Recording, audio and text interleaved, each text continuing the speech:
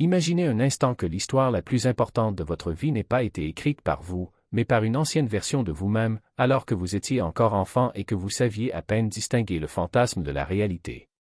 Ce récit, répété tellement de fois que nous ne remettons même plus en question sa véracité, a façonné chaque décision, chaque peur, chaque limitation que nous portons comme s'il s'agissait de vérités absolues. Mais et si je vous disais que la base de cette histoire réside en fait dans 3 grosses erreurs? Non pas des mensonges au sens cruel du terme, mais des illusions si profondes qu'elles ont infiltré tous les aspects de notre existence, se transmettant de génération en génération comme des héritages invisibles. Ils ne vous sont pas exclusifs, chaque être humain les porte, renforcés par la culture, la langue et même la façon dont nous apprenons à voir le monde. Et la chose la plus effrayante? Tant que nous ne les verrons pas tels qu'ils sont réellement, nous resterons coincés dans une vie bâtie sur des sables mouvants. Parlons de ces 3 illusions. Pendant que je les décris, surveillez vos réactions. L'instinct sera celui de la résistance, comme si quelque chose en vous criait « ce n'est pas comme ça ». C'est qui je suis. Cette défense automatique est précisément la preuve de leur enracinement. La première, et la plus fondamentale, est l'idée que vous êtes un être distinct. Vous croyez fermement qu'il existe un « je » isolé, enfermé dans votre propre corps, observant le monde de loin comme si vous étiez derrière une fenêtre. Bien sûr, cela semble évident, vous ressentez votre douleur, personne d'autre ne la ressent à votre place. Vous pensez à vos pensées, personne d'autre ne les entend. Votre peau est comme une frontière claire entre ce qui est vous et ce qui n'est pas vous. Mais où finissez-vous exactement et où commence le reste de l'univers? Pensez-y, votre peau n'est pas un mur, mais une membrane poreuse. Vous inspirez l'oxygène produit par des arbres éloignés et expirez le dioxyde de carbone qu'ils utiliseront pour pousser. Les atomes qui composent votre corps faisaient autrefois partie d'étoiles, de roches et d'autres êtres vivants. La nourriture que vous avez mangée hier fait partie de vous aujourd'hui.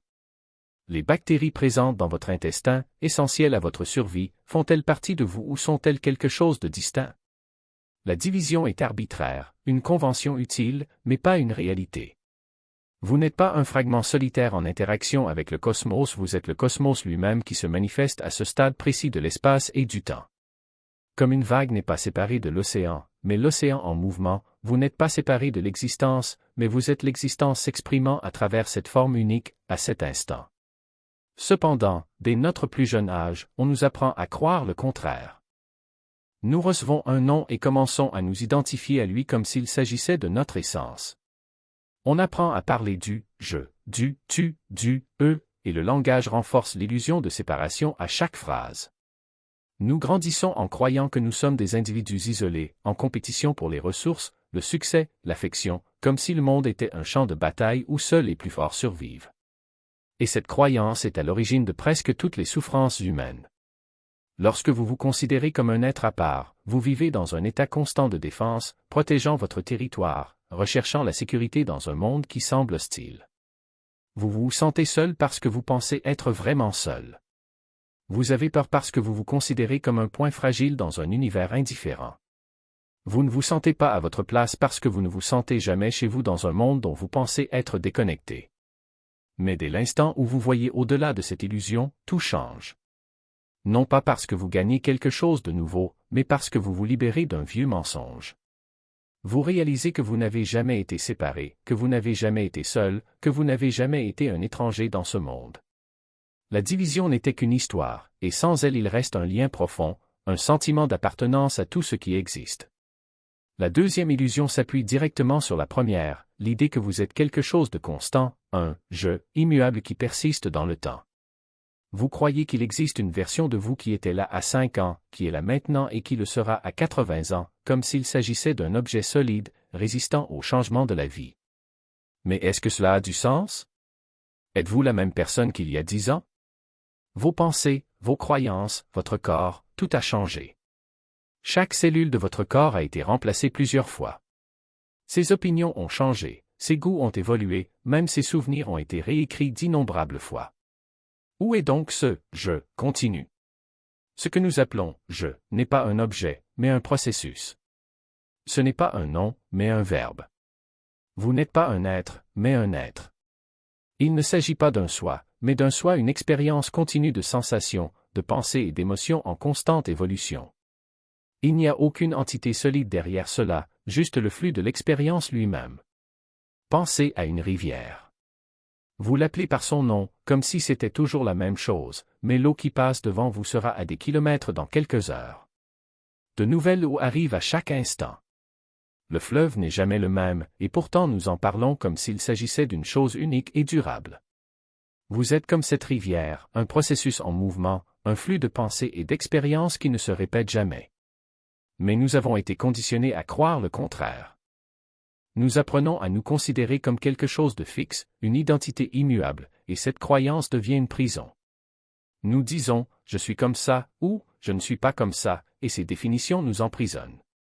Nous ne pouvons pas changer, nous ne pouvons pas grandir, nous ne pouvons pas nous réinventer, car cela menacerait l'image que nous avons de nous-mêmes. Nous devons défendre qui nous croyons être, même si cela nous empêche de vivre pleinement. Ainsi, l'illusion de cohérence nous prive de la liberté d'être simplement. Les cultures et les langues soulignent la même idée, la vérité n'est pas quelque chose que l'on conquiert, mais quelque chose que l'on reconnaît. Il ne s'agit pas d'un objectif à atteindre, mais d'une réalité déjà présente, seulement obscurcie par des couches d'illusions.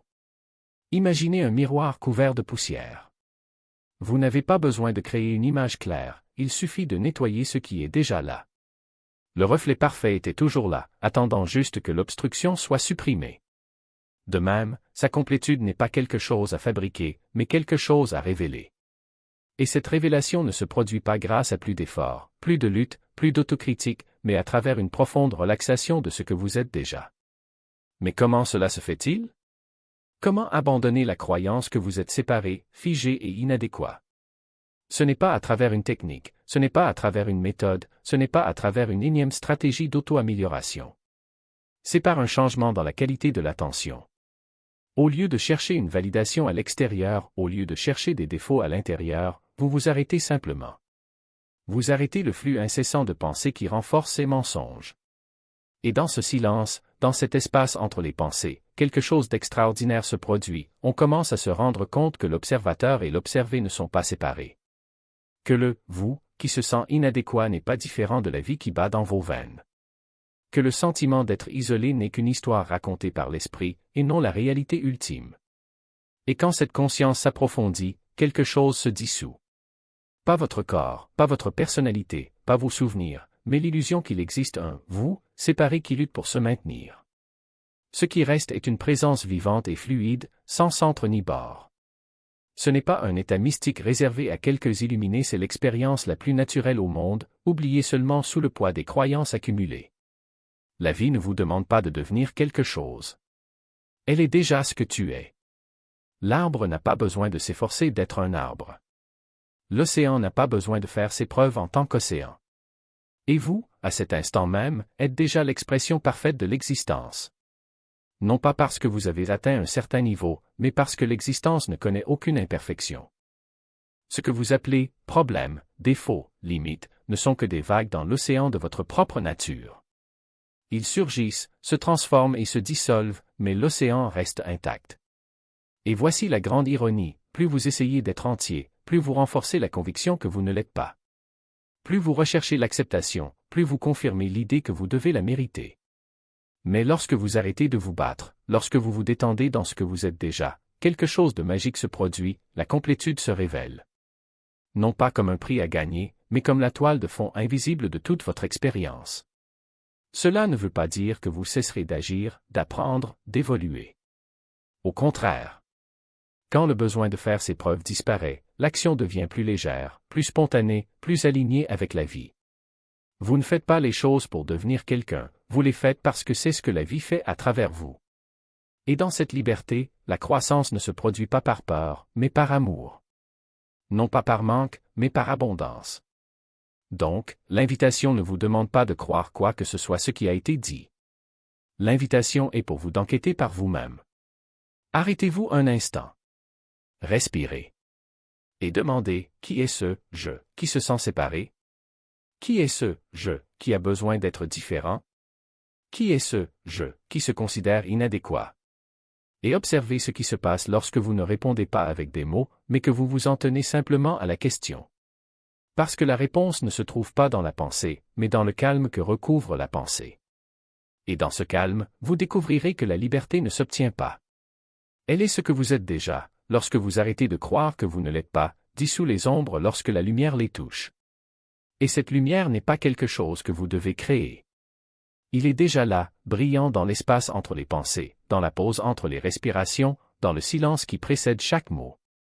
Vous n'avez pas besoin de devenir illuminé, vous avez juste besoin d'arrêter de vous cacher de la lumière qui a toujours été là. Chaque fois que vous vous identifiez à une histoire qui vous concerne, chaque fois que vous vous accrochez à une idée de qui vous devriez être, vous mettez un rideau entre vous et cette luminosité naturelle. Mais le rideau n'est pas réel. Il est fait de fils de pensée, tissé de souvenirs et de projections, et lorsque vous le regardez simplement, vous réalisez que vous pouvez le dépasser à tout moment. Imaginez que vous êtes dans un théâtre en train de regarder une pièce de théâtre. Pendant des heures, on se perd dans l'histoire, on croit aux personnages, on ressent de la peur, de la joie, de la colère. Et puis, tout à coup, quelqu'un allume la lumière. On voit les acteurs enlever les masques, les décors en carton, les projecteurs qui créaient l'illusion. Pendant un instant, vous pouvez encore ressentir l'émotion de la pièce, mais maintenant vous savez que ce n'était qu'une représentation. Ce n'est pas que la pièce a cessé d'exister, c'est que vous avez cessé de vous laisser berner par elle. La même chose arrive avec la vie. Les histoires de séparation, de soi figé, d'insuffisance, ce sont toutes des pièces qui se jouent dans votre esprit. Et lorsque vous allumez la lumière de l'attention pure, vous réalisez que vous avez toujours été assis dans le public, à regarder, et que vous n'avez jamais vraiment été l'un des personnages. Mais voici le paradoxe, plus vous essayez de voir, plus vous perdez dans l'effort. L'esprit aime transformer même la recherche de la vérité en une autre identité, le chercheur spirituel, l'éveillé, celui au-delà de l'illusion. Et ainsi, sans vous en rendre compte, vous créez un nouveau masque, une nouvelle histoire à laquelle vous accrochez. La vérité n'est pas quelque chose qui peut être conquise, c'est quelque chose qu'on reconnaît quand on arrête de se battre. Ce n'est pas un objectif à atteindre dans le futur, c'est le sol sous vos pieds en ce moment. Vous n'avez pas besoin de gravir une montagne pour trouver le ciel est déjà autour de vous, vous regardez simplement le sol. Alors, comment vivre de cette reconnaissance? Il ne s'agit pas d'adopter un nouvel ensemble de croyances ou de comportements. C'est un changement dans la qualité de votre attention. Lorsque vous vous retrouvez pris dans une dispute, par exemple, au lieu de réagir à partir de l'idée de « j'ai raison et l'autre personne a tort », vous pouvez simplement observer « ah, voici à nouveau l'illusion de la séparation ». D'où la nécessité de défendre un « moi » qui n'existe pas. Et dans cet espace d'observation, quelque chose s'ouvre. La colère peut surgir, mais il n'est pas nécessaire de l'entretenir. La frustration peut apparaître, mais elle n'a pas besoin de se transformer en action. Vous ne devenez pas passif, vous devenez présent. Et en présence, les réponses émergent d'elles-mêmes, non pas sous la forme de stratégies calculées, mais sous la forme de mouvements naturels, comme une main tendue pour ramasser un fruit mûr. La même chose se produit avec la peur. Lorsque vous croyez à l'histoire de l'insuffisance, la peur devient un monstre qui vous paralyse. Et si j'échoue? Et si ce n'est pas assez bien? Et si les autres me rejettent? Mais lorsque vous regardez directement la peur, vous réalisez qu'elle n'est pas une entité solide, c'est juste un ensemble de sensations dans le corps, une oppression dans la poitrine, une tension dans les épaules, accompagnée de pensées répétitives. Et ces pensées ne sont pas des faits, ce ne sont que des échos de vieilles histoires. Quand on cesse d'y croire, la peur perd son pouvoir. Non pas parce qu'il disparaît, il peut encore apparaître, mais parce qu'il ne vous contrôle plus. Vous devenez comme l'océan, les vagues continuent d'exister, mais elles ne définissent pas l'immensité de la mer. Et la joie? Ah, la joie. Quand on vit de l'illusion de la séparation, la joie est toujours conditionnelle. Je serai heureux quand j'y parviendrai. Je serai complet quand j'y parviendrai. Mais quand on voit clair dans les mensonges, la joie devient inconditionnelle. Non pas parce que vous avez tout ce que vous voulez, mais parce que vous réalisez que c'est déjà tout ce dont vous avez besoin. La lumière du soleil n'a pas besoin de travailler dur pour briller. La fleur ne se soucie pas d'être admirée. Ils le sont tout simplement. Et toi aussi. Le bonheur n'est pas une destination, c'est le chemin où vous arrêtez de croire que vous devez arriver quelque part. Cela ne veut pas dire que la vie devient parfaite. Des défis surgiront encore, des douleurs apparaîtront toujours, des incertitudes persisteront. Mais la différence est que vous ne serez plus victime des circonstances. Au lieu de demander « Pourquoi est-ce que cela m'arrive ?», vous commencerez à demander « Qu'est-ce que cela m'arrive ?» Au lieu de résister à ce qui est, vous apprendrez à suivre le fleuve de la vie, sachant qu'au fond, vous êtes le fleuve. Et quand les tempêtes arriveront et elles arriveront, vous ne serez pas emporté par elles. Parce que vous reconnaîtrez que, tout comme les nuages ne touchent pas le ciel, les tempêtes ne touchent pas votre vraie nature. Alors que faire maintenant? Rien. Absolument rien. Il n'y a aucune étape à suivre, aucune technique à maîtriser, aucun état à atteindre. La seule chose que vous pouvez faire est d'arrêter. Arrêtez de chercher. Arrêtez de vous identifier. Arrêtez de croire les histoires que votre esprit vous raconte. Et lors de cet arrêt, quelque chose d'extraordinaire se produit, vous vous retrouvez exactement là où vous avez toujours été. Non pas comme un « soi » amélioré, ni comme une version plus spirituelle de vous-même, mais comme la pure conscience qui a toujours été la toile de fond de toute votre expérience. Vous ne devenez pas illuminé, vous réalisez que vous n'avez jamais été dans le noir. Et cette prise de conscience n'est pas un grand événement. Il n'y a pas de feu d'artifice, pas de révélation dramatique. C'est subtil, comme le moment où vous réalisez que vous retenez votre souffle sans vous en rendre compte et que soudain vous le relâchez. C'est simple, comme ouvrir les yeux après un long sommeil. C'est évident, comme se rendre compte que le ciel était toujours bleu, même lorsque les nuages le couvraient. Alors, respirez profondément. Regardez autour de vous. Il n'y a rien à faire, rien à réparer, rien à réaliser. Tout ce que vous avez toujours cherché est déjà là. Et la porte que vous cherchiez depuis si longtemps? Elle n'a jamais été fermée à clé. Tu avais juste besoin d'arrêter de la pousser. Il s'agissait toujours de ce qui brillait dans l'obscurité, c'est pourquoi toutes les grandes traditions spirituelles insistent sur la présence, sur la conscience, sur l'éveil. Non pas comme quelque chose à conquérir, mais comme quelque chose à reconnaître. Vous êtes déjà conscient. Vous êtes déjà présent. Vous êtes déjà l'attention elle-même. Mais il a été tellement absorbé par le contenu de son esprit, tellement impliqué dans l'histoire qu'il se raconte qu'il a oublié la conscience même qui le soutient. Et la conscience n'est pas ce qui y apparaît, ce ne sont pas des pensées, des émotions, des sensations. C'est l'espace où tout cela émerge. Et cet espace n'est pas séparé. Ce n'est pas une chose fixe. Ce n'est pas insuffisant. Ses qualités appartiennent à ce qui apparaît en lui et non à lui-même. Lorsque vous vous reposez en tant que conscience, plutôt que de vous identifier au personnage de l'histoire, les trois mensonges se dissolvent d'eux-mêmes. Il n'y a pas de séparation, car la conscience est le champ même où tout se manifeste. Il n'y a pas de « je » fixe, car la conscience n'est pas un objet, c'est la capacité de tout à apparaître. Il n'y a pas d'insuffisance, car la conscience ne manque de rien. Elle est déjà la plénitude dans laquelle tout existe. Et voici le point crucial, je ne vous demande pas de croire quoi que ce soit à tout cela. N'acceptez pas mes paroles comme étant la vérité. Ne transformez pas cela en un autre ensemble de croyances pour remplacer les anciennes. Ce serait simplement échanger une prison contre une autre. Au lieu de cela, enquêtez. Regardez votre propre expérience. Remettez en question les hypothèses qui ont guidé votre vie jusqu'à présent. Les trois mensonges que chacun croit à son sujet, séparation, rigidité et inadéquation, ne constituent pas un échec personnel. Ils font partie de la condition humaine. Ils sont ancrés dans la structure de la pensée et du langage. Chacun y est soumis, jusqu'à ce qu'il soit vu pour ce qu'il est. Il n'y a pas de reproche, il n'y a pas d'erreur. Il n'y a que la possibilité de se réveiller du rêve, de reconnaître ce qui a toujours été, sous les couches d'histoire et de croyances. Et lorsque cette reconnaissance se produit, la vie ne s'arrête pas. Vous ne devenez pas un être éthéré, déconnecté du monde. Le corps continue, l'esprit continue, les relations continuent, mais l'identification se transforme. Vous arrêtez d'être prisonnier de la fausse idée de vous-même. Vous êtes libre d'être humain sans croire que vous n'êtes qu'humain. Libre d'avoir une identité sans en être l'esclave. Libre de vivre sans l'urgence désespérée de ceux qui se sentent incomplets. C'est la libération accessible à tous. Ce n'est pas un état spécial réservé à quelques illuminés. C'est la simple reconnaissance de ce qui a toujours été vrai, caché sous les trois mensonges que nous portons tous. Et cette reconnaissance est disponible maintenant, en ce moment même. Si vous êtes prêt à remettre en question ce que vous avez toujours tenu pour acquis à votre sujet. Si vous êtes prêt à regarder, vraiment,